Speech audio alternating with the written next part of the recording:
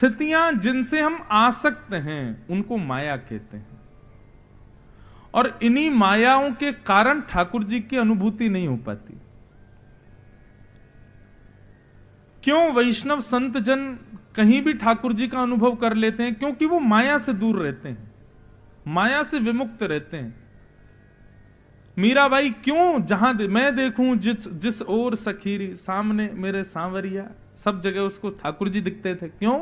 क्योंकि माया से विमुक्त है। जैसे ही हम माया को पकड़ते हैं तो माया सबसे पहले ठाकुर जी को छुपा देती है, उनका दर्शन नहीं होने देती।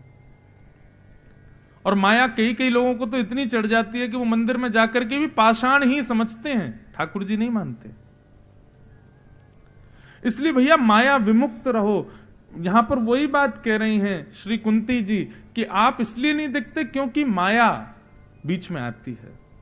लेकिन कोई समर्थ सदगुरु यदि आ जाए, ऐसा कोई गुरु प्राप्त हो जाए जो भेद बता दे माया का और आपका, तो उसके कारण माया दूर हो जाए और आप दिख जाओ, आप दिख जाओ।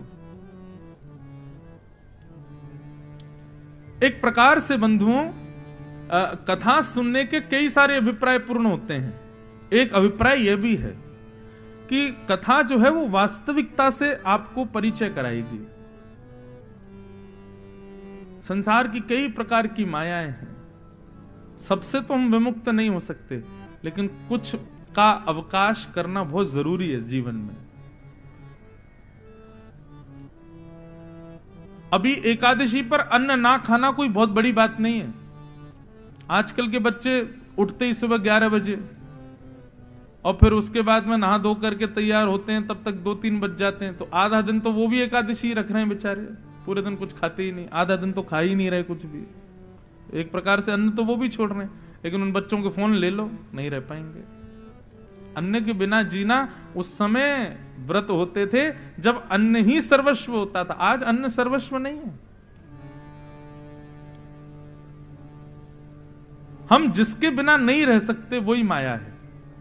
हम ठाकुर जी के बिना रह लेते हैं, ठाकुर जी के दर्शन के बिना रह लेते हैं, ठाकुर जी की कथा के बिना रह लेते हैं, भजन के बिना रह लेते हैं, लेकिन संसार की माया के कई चक्कर ऐसे हैं उनके बिना हम रह नहीं सकते। ये इसी में ही अंतर पता चल जाएगा कि हम मायावी हैं कि हम भक्त हैं।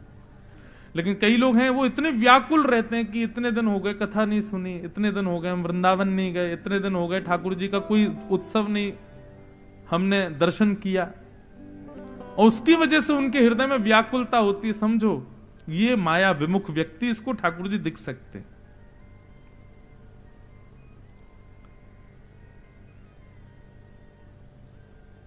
हनुमान जी महाराज पूरे दिन राम जी की सेवा में रहते थे, लेकिन जैसे ही शाम होने लगती थी हनुमान जी के उतनी व्याकुलता बढ़ने लगती। क्यों? रात में राम जी तो कनक भवन में चले जाएंगे और वहां मेरा प्रवेश नहीं है। कनक भवन में तो केवल सीता जी और सहचरियां रहती हैं, मैं तो जा ही नहीं सकता। तब हनुमान जी रो रो के विधाता से कहते हैं, अरे विधाता तुमने मुझे पुरुष क्यों बनाया? मुझे स्त्री बना देते, मुझे भी सहचरी बना देते, तो मैं भी राम जी के साथ में नित्य भवन में प्रवेश करता। जैसे ही राम जी कनक भवन की ओर जाते, श्री हनुमान जी महाराज विलक उठते, साथ में जाते और कनक भवन के द्वार पर ही रुक जाते, क्योंकि उसके अंदर जा नहीं सकते। अंतःपुर है, निज निवास है राम जी का, सीता जी का, वहां सहचरियां जा सकती हैं, पुरुष और कोई नहीं। हनुमान जी रात भर बाहर बैठे रहते और प्रार्थना करते, हे गुरुदेव जल्दी प्रकट हो जाओ, सूर्य नारायण जल्दी सुबह हो, जल्दी राम जी प्रकट हो। रोज की यही स्थिति।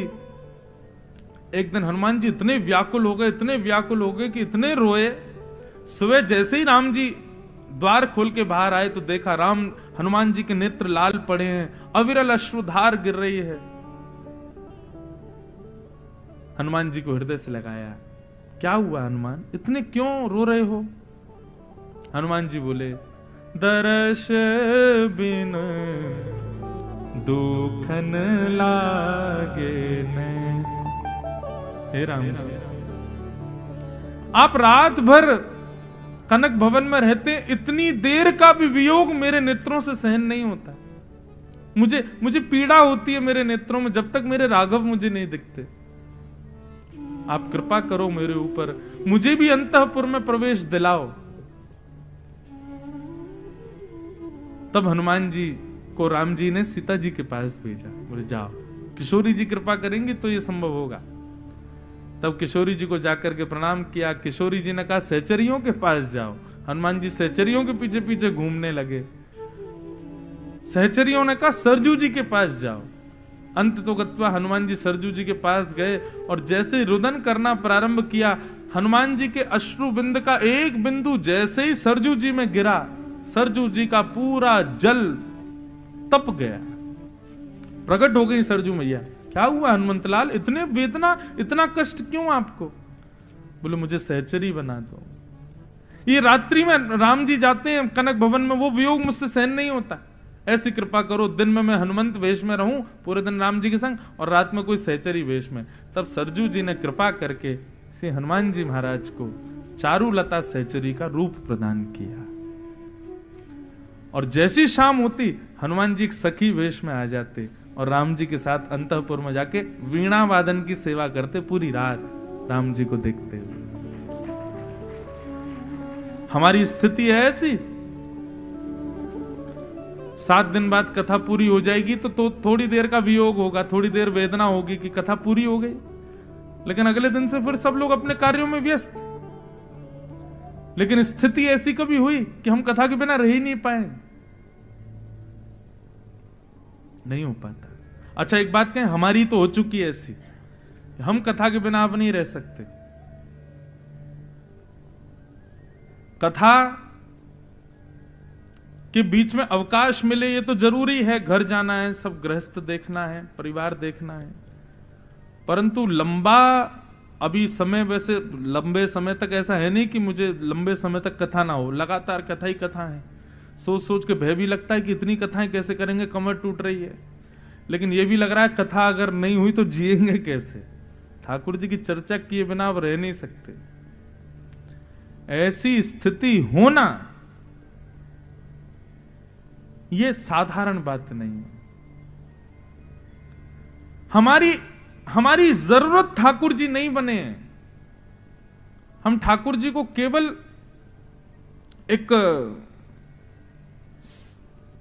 सामान्य भाव से स्वीकार करते हैं, जरूरत के रूप में स्वीकार नहीं करते। जरूरत हमारे लिए फोन है, जरूरत हमारे लिए अन्न है, जरूरत हमारे लिए सांसारिक संबंध है, उन सबके बाद ठाकुर जी हैं। सबसे पहले रख के देखो, फिर अनुभव करना ठाकुर जी का।